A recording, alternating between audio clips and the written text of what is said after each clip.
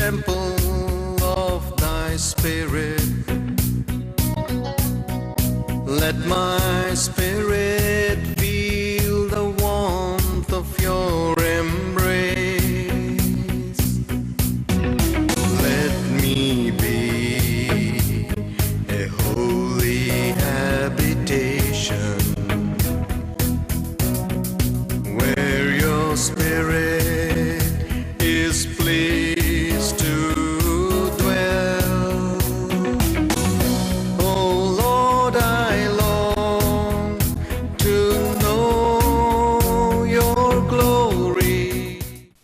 Many people, after coming to know Jesus Christ, అనేకులైనటువంటి వారు క్రీస్తు ప్రభువుని అంగీకరించిన తర్వాత they experience many periods of spiritual dryness in their life. వారి యొక్క జీవితంలో అనేక విధములైనటువంటి ఆత్మీయమైనటువంటి కృంగుదలను ఎదురు చూస్తుంటారు. I remember my own life. నా యొక్క జీవితాన్ని కూడా పరిశీలన చేసుకుంటే After I came to know Christ, నేను క్రీస్తు ప్రభువుని అంగీకరించిన తర్వాత there were many times where I used to go through dry periods, very occasionally having a good fellowship with God, and again followed by dry periods. అనేక పర్యాయములు ఆత్మీయముగా కృంగిపోయినటువంటి పరిస్థితులను, కొన్ని సందర్భాలలో మాత్రమే దేవునితో సన్నిహిత సంబంధాన్ని కలిగినటువంటి పరిస్థితులను ఎదుర్కొన్నాను.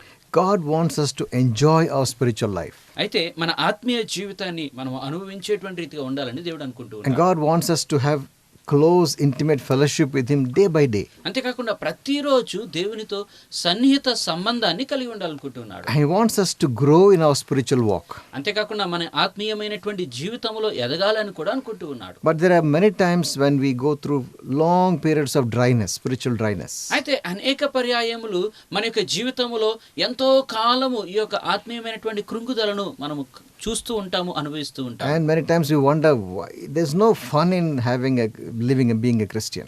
ఇక కొన్ని సందర్భాలలో క్రీస్తును అంగీకరించినటువంటి వాడుగా జీవించడంలో ఏమి సంతోషమున్నది అని కూడా అనుకుంటావు. You can't enjoy the world and all the pleasures of the world. ఈ యొక్క లోకాన్ని, లోకంలో ఉన్నటువంటి ఆశలను నీవు అనుభవించలేకపోతుంటావు. And you're not able to enjoy the spiritual life also. అంతేకాకుండా ఆత్మీయమైనటువంటి జీవితంలో కూడా సంపూర్ణముగా నీవు అనుభవించలేకపోతుంటావు. And it's a miserable time. అది ఎంతో దుఃఖకరమైనటువంటి సమయముగా అనిపిస్తుంటుంది. But it doesn't have to be like that. అయితే నీవు అలా ఉండవలసినటువంటి అవసరం లేదు. God wants us to have a dynamic, close fellowship with Him. దేవుడు మనం అందరమును కూడా ఆయనతో సన్నిహిత సంబంధాన్ని కలిగి ఉండాలనుకుంటున్నాడు. Day by day enjoying His presence. అనుదినము ఆయన యొక్క సన్నిధిని అనుభవించేటువంటి రీతిగా ఉండాలనుకుంటున్నాడు. Growing in our understanding of Him. దేవుని గురించినటువంటి మన యొక్క అనుభవము, జ్ఞానము ఎదుగుతూ ఉండాలనుకుంటున్నాడు. And walking in victory in our lives. అంతేకాకుండా మన యొక్క జీవితంలో అన్ని సమయాలలోనూ విజయంలోగా జీవించాలనుకుంటున్నాడు. This is how God wants us to live our daily life. ఇదేనండి అనుదినము మనం జీవించవలసినటువంటి జీవితం అని దేవుడు ఉద్దేశించినది. So today I'm going to talk about freedom from spiritual dryness. కనుక ఈ రోజున ఆత్మీయమైనటువంటి కృంగుదల నుంచి విడుదల అనేటువంటి సంగతిని నేను చెప్పబోతున్నాను. Because many Christians are going through these dry periods in their life. ఎందుకనగా క్రైస్తవులలో అనేకులు తమ యొక్క జీవితంలో ఇట్టి కృంగిపోయినటువంటి పరిస్థితులను ఎదుర్కొంటూ ఉన్నారు. They go to church, they do all the religious things. వారు ప్రతి ఆదివారం ఆరాధనకు వెళుతూ ఉంటారు, మతపరమైనటువంటి విషయాలు ఎన్నో చేస్తూ ఉంటారు. They spend time in prayer and family prayers. వారు తమ యొక్క వ్యక్తిగత ప్రార్థనలోను అలాగే కుటుంబ ప్రార్థనలో కూడా ఏకీభవిస్తూ ఉంటారు. But they don't have any joy or contentment in their lives. అయితే వారి యొక్క జీవితంలో సంతోషము గాని సంతృప్తి గాని అనిపిస్తూ ఉండదు. And they don't have that close, intimate fellowship with God. దేవునితో సన్నిహితమైనటువంటి సంబంధాన్ని వారు కలిగి ఉండలేకపోతుంటారు. I want to talk about the 8 questions that you ask yourself to be able to come out of this dryness. అయితే ఈ విధమైనటువంటి కృంగుదలలో నుంచి బయటకు రావాలి అని అంటే నీవు ప్రశ్నించుకోవలసినటువంటి 8 విషయాల గురించి నేను మాట్లాడబోతున్నాను. Just write it down so that you will remember it. వీటిని రాసుకోండి, అప్పుడు మీరు మర్చిపోకుండా The గుర్తుంచుకోగలరు. first question that you need to ask yourself: మొట్టమొదటిగా నీవు ప్రశ్నించుకోవలసినటువంటి విషయం ఏమిటంటే, is there any unconfessed, unrepented sin in my life? నా జీవితంలో ఒప్పుకొననటువంటి మార్పు చెందినటువంటి పాపం ఏదైనా మిగిలిపోయిందా? Many people, certain secret sins which nobody knows, they like to keep it hidden in their lives. అనేకులైనటువంటి వారు ఇతరులకు తెలియనటువంటి రహస్యమైనటువంటి పాపములను తమలోనే ఉంచుకుంటూ ఉంటారు, వాటిని విడిచిపెట్టరు, వాటిని అలాగే కొనసాగిస్తూ ఉంటారు. They appear good before everybody else. మిగిలినటువంటి వారు అందరి ముందు చాలా పరిశుద్ధమైనటువంటి వారుగా కనబడుతుంటారు. or maybe in their thought life, కానీ వారి యొక్క ఆలోచన జీవితాలలో, or maybe in their privacy, లేకపోతే వారి యొక్క వ్యక్తిగతమైనటువంటి విషయాలు, there is some weakness which they don't want to let go. వారికి ఉన్నటువంటి ఆ బలహీనతను వారు విడిచిపెట్టుకోవాలనుకోరు. Why we people don't let go the weaknesses and sins is because we love those things. ఆ యొక్క బలహీనతను, ఆ పాపాలను మనం ఎందుకు విడిచిపెట్టలేకపోతూ ఉంటామంటే వాటిని మనం ప్రేమిస్తూ ఉంటాము. If you love the Lord Jesus with all your heart and soul, you will be able to leave the other things. నీ యొక్క శరీరాత్మ ప్రాణములతో సంపూర్ణముగా యేసు క్రీస్తుని నువ్వు ప్రేమిస్తూ ఉన్నట్లయితే వీటన్నిటిని కూడా విడిచిపెట్టగలుగుతూ ఉంటావు. What you love more is what you will go after. నీవు దేన్నైతే ప్రేమిస్తూ ఉంటావో దాని వెనుకే వెళుతూ ఉంటావు. So Bible says in 1 John chapter 1 and verse 8 to 10. ఒకసారి మనము మొదటి యోహాను పత్రిక 1వ అధ్యాయము 8వ వచనం నుంచి 10వ వచనం వరకు వాక్య భాగాన్ని చూచినట్లయితే, If we say that we have no sin, we are deceiving ourselves and the truth is not in us. But if we confess our sins, he is faithful and just and righteous to forgive our sins and forgive us from all our unrighteousness, to cleanse us from every unrighteousness. మనము పాపము లేని వారమని చెప్పుకుని నేడల మనలను మనమే మోసపుచ్చుకొందుము, మరియు మనలో సత్యముండదు. మన పాపములను మనము ఒప్పుకుని నేడల ఆయన నమ్మదగిన వాడును నీతిమంతుడును గనుక ఆయన మన పాపములను క్షమించి సమస్త దుర్నీతి నుండి మనలను పవిత్రులుగా చేయును. And verse 10 says, If we say that we have not sinned, we make him a liar, and his word is not in us. ఇక 10వ వచనం దగ్గరికి వచ్చేటప్పటికి, మనము పాపము చేయలేదని చెప్పుకుని నేడల ఆయనను అబద్ధికునిగా చేయవారమగుదుము, మరియు ఆయన వాక్యము మనలో ఉండదు. There are people who say, Oh brother, I'm not a good man, I don't sin, I'm not a sinner. నేను మంచి వ్యక్తిని, నేను పాపిని కాదు, నేను పాపము చేయను అని చెప్పేటువంటి వారు చాలా మంది ఉంటారు. They only think that maybe the sin means like killing and robbing and big sins. వారి యొక్క ఉద్దేశంలో పాపం అంటే పెద్ద పెద్ద పాపాలు అనగా ఒకరిని చంపడము, లేకపోతే వ్యభిచారము చేయడము, ఇటువంటివి. But even the small things which we think are okay, they're also sin. కానీ మనము పర్లేదులే అనుకునేటువంటివి కూడా కొన్ని పాపములుగానే ఉంటాయి. Like you do have unforgiveness to someone, that's a sin. అనగా ఇతరులను క్షమించలేకపోతూ ఉన్నావు, అది కూడా పాపమే. Anger, outbursts of anger, that's also sin. మరి విపరీతమైనటువంటి కోపము, అది కూడా పాపమే. Envy, jealousy, oh there's so many things. ఇతరుల ఎడల అసూయ, ద్వేషము, ఇలాగున అనేకమైనటువంటి ఉన్నవి, అన్నీ పాపాలే. Some people are proud, that's a sin. కొందరు గర్వంతో ఉంటారు, అది కూడా పాపమే. See, there are so many things which we just pass it over, but they're all sins. కొన్ని ఇలాంటివి మనము అంతగా పట్టించుకోము, కానీ అవి కూడా పాపాలే. And whenever there is sin in your life, that keeps you in a spiritual stagnation. You stagnate. ఈ రీతిగా ఏ పాపం అయితే నీలో ఉంటుందో అది నీ యొక్క ఆత్మీయమైనటువంటి విషయాలు ఎదుగుదల లేకుండా ఆ ఉన్న స్థలములోనే ఉండేటువంటి రీతిగా చేస్తుంటాయి. The Bible says in Proverbs chapter 28 and verse 13. ఒకసారి మనము సామెతల గ్రంథము 28వ అధ్యాయము 13వ వచనాన్ని గనుక చూచినట్లయితే, He who conceals his sin will not prosper, but he who confesses and forsakes them will find compassion and obtain favor from the Lord. అతిక్రమములను దాచిపెట్టువాడు వర్ధిల్లడు, వాటిని ఒప్పుకొని విడిచిపెట్టువాడు కనికరము పొందును. God wants us always to come to him with repentance. మనమందరమును కూడా మారు మనసుతో తన దగ్గరకు రావాలి అని దేవుడు ఆశిస్తూ ఉన్నాడు. Repentance is not just feeling sorry for what you have done. మారు మనసు అంటే నీవు చేసినటువంటి దానికి అయ్యో అనుకోవడం కాదండి. True repentance means నిజమైనటువంటి మారు మనసు అంటే having a great desire and turning away from the sin and saying, I will not do this again. ఇక పాపము నేను చేయను అని చెప్పి పూర్తిగా ఒక నిర్ణయాన్ని తీసుకొని అక్కడి నుంచి బయటకు వచ్చి వేయడం. We sing a song, The cross before me, the world behind me. మనము ఎప్పుడు కూడా ఒక పాట పాడుతూ ఉంటాము కదా, సిలువ నా ముందు ఉన్నది, ప్రపంచమంతయు కూడా నా వెనకాల విడిచిపెట్టి వేశానని. No turning back, no turning back. ఇక నేను తిరిగి వెళ్ళను అనేటువంటి పాట పాడుతూ ఉంటాం. This is repentance. ఇదేనండి నిజమైనటువంటి మారు మనసు. When you turn away from the world and the sin and turn towards Jesus, that's repentance. లోకం వైపు అలాగే పాపం వైపు పూర్తిగా తిరగకుండా యేసు వైపునకే పూర్తిగా తిరగడాన్ని మారు మనసు అంటారు. Repentance is a choice of your will. ఈ యొక్క మారు మనసు అనేటువంటిది నీ యొక్క హృదయపూర్వకంగా తీసుకునేటువంటి నిర్ణయం. You make a solid decision, I will not commit this again. ఇక మీదటి ఎన్నడూ ఈ పాపము చేయను అనేటువంటి దృఢమైన నిర్ణయాన్ని తీసుకోవడం. I leave it behind and I look to Jesus. వీటన్నిటినీ నా వెనకాల విడిచిపెట్టి వేసి యేసు వైపు చూస్తాను అనుకోవడం. That is repentance. ఇదేనండి మారు మనసు అంటే. Just feeling sorry is not repentance. అయ్యో బాధపడినంత మాత్రాన అది మారు మనసుగా కాదు. It's if you want to come out of spiritual dryness, the first thing you need to do. కనుక ఈ రీతిగా ఆత్మీయమైనటువంటి కృంగుదల నుంచి బయటకు రావాలంటే చేయవలసిన మొట్టమొదటి విషయం ఏమిటనగా, search your heart and see, is there something which is not in alignment with the Word of God. నీ యొక్క హృదయాన్ని పరిశీలన చేసుకో. దేవుని యొక్క వాక్యానికి సంబంధించినది ఏదైనా నా హృదయంలో ఉన్నదా అని పరిశీలన చేసుకుని తెలుసుకో. Is there something which I'm just letting it go and not dealing with it? Some sin.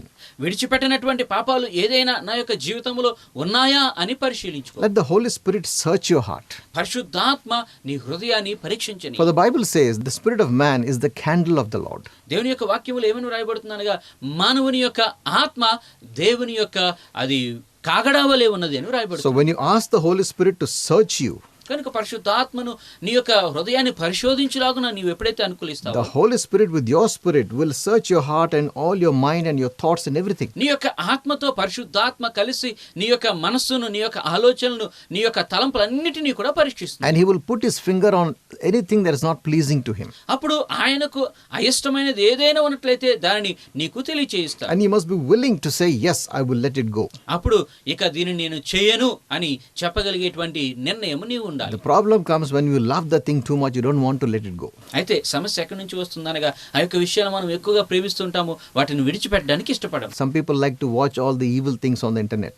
ఉదాహరణకు ఈ యొక్క ఇంటర్నెట్ లో అనేకమైనటువంటి చెడ్డ వాటిని చూడడానికి అందరూ ఇష్టపడుతూ And ఉంటారు. they will do it secretly in the room, nobody knows about it. దానిని రహస్యముగా వారి యొక్క గదిలో చేస్తూ ఉంటారు, ఎవరికి అది తెలియదు.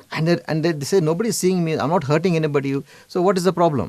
నేను ఎవరిని బాధించడం లేదు, ఎవరు కూడా నన్ను చూడటం లేదు, కాబట్టి దీనిలో సమస్య ఏమున్నది అనుకుంటారు. But things like this, even though they are secret, they're not hurting anybody else. They are hurting your relationship with God. అటువంటి విషయాలు ఎవరికి బాధ కలుగు చేయడం లేదు, రహస్యంగా నువ్వు చేస్తున్నావు, కానీ నీకును దేవునికి ఉన్నటువంటి సంబంధాన్ని మాత్రము అవి పాడు చేస్తున్నాయి. David says, search me from every presumptuous sin and secret faults. దావీదు మహారాజు అందుకని ఏమంటున్నాడు అనగా, దేవా నా హృదయాన్ని పరీక్షించి తెలుసుకో, నాలో ఏదైనా చిన్న తప్పిదమైన ఉన్నదేమో చూడు అని చెబుతూ ఉన్నాడు. Some things that I don't even know that I have, search me and tell me. నాకు ఇది పాపమని తెలియనటువంటివి కూడా ఉండి ఉండవచ్చు, అటువంటివి ఏమిటో నాకు తెలియచేయమంటూ ఉన్నాడు. And that's a very important step when to come out of dryness is to face it and reject it, face the sin and take it out of your life. కనుక ఈ యొక్క కృంగుదల అటువంటి విషయంలో నుంచి బయటకు రావాలంటే మొట్టమొదటిగా మనం చేయవలసినది ఏమనగా మన యొక్క పాపాలు ఏమిటో చూచుకొని వాటిని విడిచిపెట్టి వేయడం. The book of Isaiah, it says, God's hand is not short that it cannot save you, but your sin has separated you between you and your God. యెషయా గ్రంథంలో అందుకనే మనం గమనించినట్లయితే నిన్ను రక్షింపకుండునట్లు దేవుని యొక్క హస్తము కురుచు కాలేదు, కానీ నీకును దేవునికి మధ్య నీ యొక్క పాపమే అడ్డుగోడ వలె ఉన్నది అని రాయబడుతున్నది. It's very important for us to search ourselves and then find out if there's anything in us which is not pleasing to God and take it out. కనుక దేవునికి అయిష్టమైనది ఏదైనా నా హృదయం ఉన్నదో అనేటువంటి విషయాన్ని నేను పరిశీలన చేసుకొని వాటిని విడిచిపెట్టవలసినటువంటి బాధ్యత నీ మీద ఉన్నది. Now I come to the second thing that we need to do to get out of spiritual dryness. కనుక ఈ యొక్క ఆత్మీయమైనటువంటి కృంగుదలలో నుంచి బయటకు రావాలి అని అంటే మనం చేయవలసినటువంటి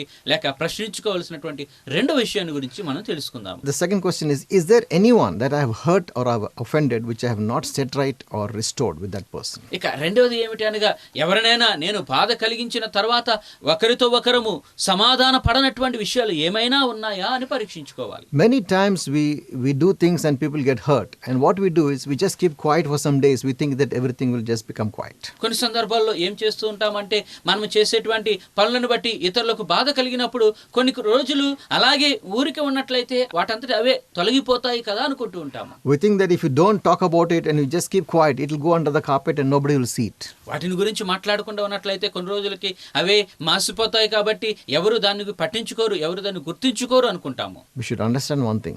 అయితే ఒక విషయాన్ని మనం గుర్తించుకోవాలి. The hurts that people get, even though after some time they don't think about it, it is always there in their mind. It never gets wiped out. మరి ప్రజల హృదయానికి కలిగినటువంటి ఆ యొక్క గాయం అనేటువంటిది ఒకవేళ వారు కొంత సమయం తర్వాత దాని గురించి ఆలోచన చేయకపోయినప్పటికీ కూడా అది ఎన్నటికీ వారిలో నుంచి తొలగిపోదు. వారికి ఎప్పుడో ఒకప్పుడు దాన్ని గుర్తు చేస్తూనే ఉంటారు. Anytime there's a fight, anytime there's a misunderstanding, the old things will come back again. మరలా ఎప్పుడైనా భేదాభిప్రాయములు వచ్చినప్పుడు మరలా పాత విషయాలు తిరిగి గుర్తుకు వస్తూ ఉంటాయి. And each time they keep on adding, then the load gets bigger and bigger. ఈ రీతిగా ప్రతిసారి వారు వాటికి కలుపుకుంటూ వెళ్ళిపోయేటప్పటికీ భారం అనేటువంటిది ఇంకా పెరిగిపోతూనే ఉంటుంది. When we hurt someone, we have to go and say, I'm sorry. ఎవరినైనా మనం బాధించినప్పుడు తప్పక వారి దగ్గరికి వెళ్ళి మనం క్షమాపణ అడగాలి. Forgive me for what I did. నేను చేసినటువంటి దానికి నన్ను క్షమించు అని అడగాలి. Forgive me for what I said. నేను చెప్పినటువంటి మాటలకు బట్టి కూడా నన్ను క్షమించు అని అడగాలి. There used to be a saying when I was young. There used to be a saying. నేను యవనస్తునిగా ఉన్నప్పుడు ఒక సామెత ఉండేదండి. Sticks and stones will break my bones, మరి ఈ యొక్క కర్రలు లేకపోతే రాళ్ళు నా యొక్క ఎముకలను విరగొట్టవచ్చు, but words cannot hurt me. కానీ మాటలు నన్ను అంత బాధించవు. That is wrong. అది తప్పండి. Words can hurt you very deeply. ఈ యొక్క మాటలు నేను ఇంకా లోతుగా బాధపరుస్తాయి. It will leave a deep wound in your heart, which it cannot be cured unless the forgiveness comes. ఈ యొక్క క్షమాపణ రాకుండా ఉన్నంతసేపు కూడా ఈ యొక్క మాటల వలన కలిగినటువంటి హృదయానికి కలిగిన గాయాలు ఎన్నడూ మానవు. When a husband and wife fight and they talk very bad things to each other, మరి భార్యాభర్తలు ఇద్దరు కూడా దెబ్బలాడుకుంటూ ఉన్నప్పుడు ఒకరిని గురించి ఒకరు చాలా చెడ్డగా మాట్లాడుకుంటుంటారు. and then they'll keep quiet for 5 days, they won't talk to each other, ఆ తర్వాత 5 రోజులు లేక 10 రోజులు ఎవరితో ఒకరితో ఒకరు మాట్లాడుకోకుండా ఉండిపోతారు. and they think that after 5 days slowly things get back to normal. ఇక 5 రోజులు లేక 10 రోజుల తర్వాత ఈ యొక్క సమస్యలన్నీ సమసిపోతాయిలే They అనుకుంటారు. think, oh, everything is gone under the carpet, okay, we'll forget about it. ఇవన్నీ కూడా కిందకి వెళ్ళిపోయాయి కాబట్టి వాటిని మేము మర్చిపోతామని It అనుకుంటారు. doesn't happen like that. కానీ అలా జరగదండి. The hurts will remain inside. ఆ యొక్క గాయాలు అలాగే ఉండిపోతాయి. The thoughts will always be there, hidden somewhere. The memories will be there. ఆ యొక్క జ్ఞాపకాలు ఎప్పుడూ కూడా వారి యొక్క మనస్సులో తొలిచివేస్తూనే ఉంటాయి. And the power of those memories to hurt your relationship further is always there. ఇక ఆ యొక్క జ్ఞాపకాల వలన మీ మధ్య ఉన్నటువంటి ఆ బాంధవ్యం అనేటువంటిది ఎన్నడూ గాయము చేయబడుతూనే ఉంటుంది. Husband will say, no, I am the head of the house. Why should I go and say, forgive me to my wife? మరి భర్త నేను ఈ యొక్క ఇంటి యజమానుని కాబట్టి నేను ఎందుకని వెళ్ళి భార్యను క్షమాపణ అడగాలి అనుకుంటాడు. The wife will say, he is the one who was wrong. Why should I go and say sorry? లేకపోతే భార్య అనుకుంటుంది అతడు తప్పు చేసినప్పుడు నేనెందుకు వెళ్ళి క్షమాపణ అడగాలి. You know, it's a sign of humility to go and say, I'm sorry to somebody. ఇతరుల దగ్గరికి వెళ్ళి నన్ను క్షమించు అని అడగడంలో మన యొక్క దీనత్వము కనబడుతుంది. Pride is what keeps us from asking forgiveness one for another. క్షమించండి అని అడగకుండా మన యొక్క గర్వమే మనలను ఆపివేస్తుంది. And when there is someone that you have hurt and you have not gone and asked forgiveness, this will be a block in your spiritual life.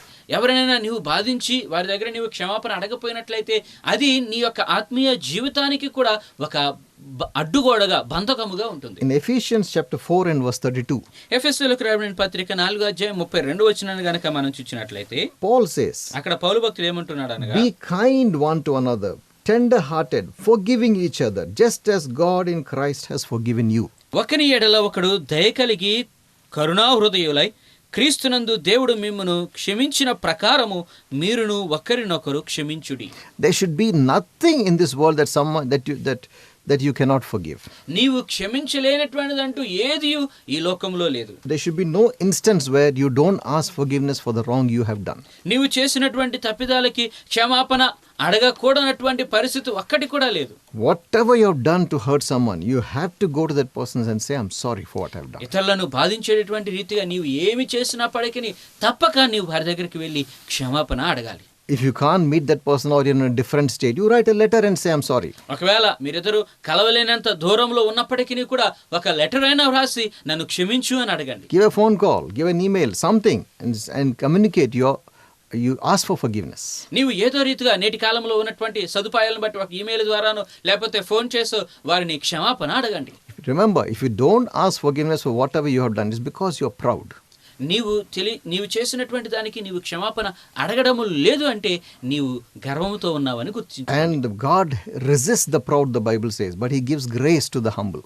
మరి Bible గ్రంథంలో మనం చూసినట్లయితే దేవుడు గర్విష్ఠులను ఆయన తొలగించి దీన మనస్సులైనటువంటి వారిని కరుణిస్తారు అని వ్రాయబడుతున్నది. He loves those who are humble. దీన మనస్సు కలిగిన వారిని దేవుడు ప్రేమించేవాడై ఉన్నాడు. But God hates a proud look. అయితే గర్విష్ఠులను మాత్రము ఆయన అసహించుకుంటున్నారు. So we need to understand. కనుక ఒక విషయాన్ని మనం గుర్తించుకోవాలి. Don't keep anything in your life where you have to ask forgiveness that you have not asked. Don't do that. మరి ఎన్నడూ కూడా నీవు క్షమాపణ అడగనటువంటివి ఏవైనా ఉన్నట్లయితే వాటిని నీవు తొలగించి వేసుకోండి. అలా ఉండడానికి ఎన్నడూ కూడా మీరు ప్రయత్నం చేయకండి. After asking forgiveness, do restoration. You have to do restoration also. క్షమాపణ అడిగిన తర్వాత తిరిగి వారు దేనినైతే కోల్పోయారో దానిని తిరిగి నీవు ఇచ్చివేయాలి. If you have cheated somebody, give it back to him. ఎవరినైనా నీవు మోసగించినట్లయితే వారికి తిరిగి ఇచ్చివేయండి. In fact, I would say give it back extra. నిజానికి మనం తెలియచేసుకోవాల్సినటువంటిది ఏమిటంటే మనము వారు నష్టపోయిన దానికన్నా ఎక్కువ ఇవ్వాలి. There was a man in Israel, his name was Zacchaeus. మరి ఇశ్రాయేలు దేశంలో ఒక వ్యక్తి ఉన్నాడండి, ఆయన పేరు జక్కయ్య. He was a tax collector. అతడు పన్నులను వసూలు చేసేవాడు. And Many times he took extra tax illegally. అనేక పర్యాయములు అతడు మోసమైనటువంటి రీతిగా అన్యాయముగా అతడు ఈ యొక్క పనులను వసూలు And he చేశాడు. became a very rich man. దాన్ని బట్టి అతడు చాలా ధనికుడిగా But అయిపోయాడు. when Jesus came to that town, కానీ యేసుక్రీస్తు ప్రభువారు యొక్క పట్టణానికి వచ్చినప్పుడు he told Zacchaeus, I'm coming to your house today. యేసు జక్కయ్యతో జక్కయ్య నేను ఈ రోజు మీ ఇంటికి వస్తున్నాను అని అన్నారు. And when Jesus came into his house, ఎప్పుడైతే యేసు జక్కయ్య ఇంటిలోనికి వచ్చారో Zacchaeus felt that conviction, no, I've done many wrong things. I mean, it's in the presence of a holy person. నేను ఇప్పుడు పరిశుద్ధుడైనటువంటి వ్యక్తి సన్నిధిలో ఉన్నాను, నేను అనేకమైనటువంటి తప్పిదాలు చేసినటువంటి వాడను అని And he గుర్తించగలిగాడు. made a declaration. వెంటనే అతడు ఒక ప్రకటన చేస్తూ ఉన్నాడు. Whoever I've cheated, I will give him back 4 times the amount. నేను ఎవరినైతే మోసగించానో వారు పోగొట్టుకున్నటువంటి దానికన్నా 4 గింతలు వారికి తిరిగి ఇచ్చి వేస్తానంటున్నాడు. And Jesus immediately said, అప్పుడు వెంటనే యేసు ఏమంటున్నారు అనగా, salvation has come to this house. ఈ యొక్క ఇంటికి నేడు రక్షణ వచ్చి ఉన్నది. See, God loves it when we not only say, I'm sorry, but you restore whatever you have done wrong. నీవు చేసినటువంటి తప్పిదాలకు క్షమించుము అని అడగడమే కాదు గాని వారు పోగొట్టుకున్నటువంటి దాన్ని తిరిగి వారికి ఇవ్వవలసినటువంటి If you have stolen something, give it back. నీవు ఏదైనా దొంగిలించినట్లయితే దాన్ని తిరిగి ఇచ్చివేయి. Don't say, I'm sorry, and keep it in your house. నీవు క్షమించు అని అడిగి ఆ యొక్క దొంగిలించిన దాన్ని ఇంట్లోనే పెట్టుకోవద్దు. You have to restore whatever you have taken illegally, you have to restore it. ఇదిగో అన్యాయమైనటువంటి రీతిగా నీవు దేనిని తీసుకున్నావో వాటన్నిటినీ తిరిగి ఇచ్చివేయాలి. That shows your true repentance. అదే నీ నిజమైనటువంటి మారు మనసును తెలియజేస్తుంది. Even if it will cost you, you must do it. ఒకవేళ అది నీకు భారమైనప్పటికీ కూడా దానిని తిరిగి చెల్లించి వేయాలి. Because God loves it when you are truthful and honest, and when you do walk according to the word, He loves it. నీవు నిజముగా సత్యము పలికేటువంటి వాడుగాను వాక్యానుసారముగా జీవించేవాడుగా ఉన్నప్పుడు దేవుడు దానిని ప్రేమిస్తాడు, నిన్ను గణపరుస్తాడు. And when you set right with people and ask forgiveness, God will give you grace not to do the same things again. ప్రజలతో ఇలాగున సమాధాన పడి పాపము చేయకుండా నిన్ను నీవు కాపాడుకుంటూ ఉన్నప్పుడు ఇంకా ముందునకు వెళ్ళగలిగినటువంటి ధైర్యాన్ని సహాయాన్ని దేవుడు నీకు కలుగు And you చేస్తాడు. will be able to overcome those weaknesses that you could not overcome before. అంతకు ముందు నీవు జయించలేనటువంటి వాటిని జయించగలిగినటువంటి బలాన్ని దేవుడు నీకు ఇస్తాడు. So we need to understand that కనుక వీటిని మనం గుర్తు చేసుకోవాలి. we have to ask forgiveness. Whomever we have hurt, we have to set right. ఎవరిని మనం బాధించామో వారందరికీ మనము క్షమాపణ కోరాలి, వారితో సమాధాన పడాలి. And whatever we have taken, we have to restore. అంతేకాకుండా మనం ఏదైతే తీసుకున్నామో వాటిని తిరిగి ఇచ్చివేయాలి. Then your spiritual dryness will start going away. అప్పుడు నీ యొక్క ఆత్మీయమైనటువంటి కృంగుదల అనేటువంటిది తిరిగి చిగురించడం మొదలవుతుంది. And God's refreshing will come back into you. మరలా దేవుని యొక్క ఉన్నతమైనటువంటి ఆశీర్వాదాలు నీకు రావడం మొదలవుతాయి. That block will be removed. ఆ యొక్క అడ్డుగోడ అనేటువంటిది తొలగించబడుతుంది. So we saw today that 2 things that we need to do to get out of this dryness. కనుక ఈ యొక్క ఆత్మీయమైనటువంటి కృంగుదల ఆ ఎండిపోయినటువంటి స్థితిలో నుంచి బయటకు రావడానికి మనం చేయవలసినటువంటి 2 విషయాలు ఈ రోజు తెలుసుకున్నాము. Repent from every known sin, repent of it and turn away from it. నీకు తెలిసినటువంటివి లేక నీ హృదయంలో ఉన్నటువంటి ప్రతి పాపాన్ని వాటిని విడిచిపెట్టు, వాటి నుంచి దూరముగా వచ్చివే. And the second thing is, ఇక 2వ విషయం if you ఏమిటంటే have hurt anyone, ask forgiveness and restore whatever you have taken illegally. నీవు ఎవరినైనా బాధించినట్లయితే వారిని క్షమించు అని అడుగు, అలాగే నీవేదైతే తీసుకున్నావో వాటిని తిరిగి ఇచ్చివేయి. I'll continue this topic next week. వచ్చే వారం కూడా ఈ యొక్క విషయాల్ని మనం మాట్లాడుకోబోతున్నాం. But I want to ask you, అయితే ఒక విషయం నేను do అడగాలనుకుంటున్నాను. you know the Lord Jesus Christ? ప్రభువైన యేసుక్రీస్తు నీవు తెలుసుకున్నావా? It's only when you have known Him and become dry that this message will work for you. ఒకవేళ ఆయనను ముందే తెలుసుకొని ఈ యొక్క ఆత్మీయమైనటువంటి విషయాల్లో వెనుకకు వెళ్ళినప్పుడే ఈ యొక్క విషయాలు ఏమిటో నీకు అర్థమవుతూ ఉంటాయి. But have you even started the walk with God? అయితే మొట్టమొదటిగా యేసుతో నీ యొక్క ప్రయాణాన్ని ప్రారంభించావా? Do you know the Lord Jesus Christ? ప్రభువైన యేసుక్రీస్తుని నీవు తెలుసుకున్నావా? Are you still in spiritual darkness, or have you enjoyed the presence of God? ఇంకా నీవు ఆత్మీయమైనటువంటి అంధకారములోనే ఉన్నావా, లేక దేవుని యొక్క వెలుగు జీవాన్ని నీవు సంపాదించుకున్నావా, అనుభవించావా? If you have not experienced the salvation of Jesus Christ, యేసుక్రీస్తు ప్రభువారి యొక్క రక్షణను ఇంకా నీవు అనుభవించకపోయినట్లయితే then you are still in the kingdom of darkness, kingdom of Satan. అప్పుడు నీవు ఇంకనూ అపవాది యొక్క రాజ్యములోనే, అంధకార రాజ్యములోనే ఉన్నావు. You don't have the light of God in your life. నీలో దేవుని యొక్క వెలుగు లేదు. There is no hope for you. ఇక నీకు ఈ నిరీక్షణ అనేటువంటిదే లేదు. After this life, you don't know what will happen to you. ఈ యొక్క జీవితం తర్వాత ఏమి జరగనయ్యున్నదో కూడా నీకు తెలియదు. There are only 2 places. కేవలం 2 స్థలాలు ఉంటాయి. We have only one life. మనకు ఒకే ఒక జీవితం And ఇవ్వబడింది. after that, what we have done on this life will decide whether we go to heaven or we go to hell. ఈ యొక్క జీవితం తర్వాత ఈ జీవిత కాలం అంతటిలో మనం ఏం చేశామో అవే మనం పరలోకానికి వెళ్తామా లేక నరకానికి వెళ్తామా అనేటువంటి విషయాల్ని నిర్ణయం There చేస్తాం. is only one way to heaven. పరలోకానికి వెళ్ళగలిగిన ఒకే ఒక మార్గం ఉంది. There are no many roads. There are no many roads. దానికి వెళ్ళడానికి అనేక మార్గాలు లేవండి. Jesus said, I am the way, the truth, and the life. No one comes to the Father except by me. అందుకని యేసుక్రీస్తు ప్రభువు ఏమన్నానగా, నేనే మార్గమును సత్యమును జీవమును, నా ద్వారానే తప్ప ఎవరును తండ్రి దగ్గరకు రాలేరు అంటున్నాడు. Jesus Christ is the Son of God who came down to this world for our sins. యేసుక్రీస్తు ప్రభువారు దేవుని కుమారుడుగా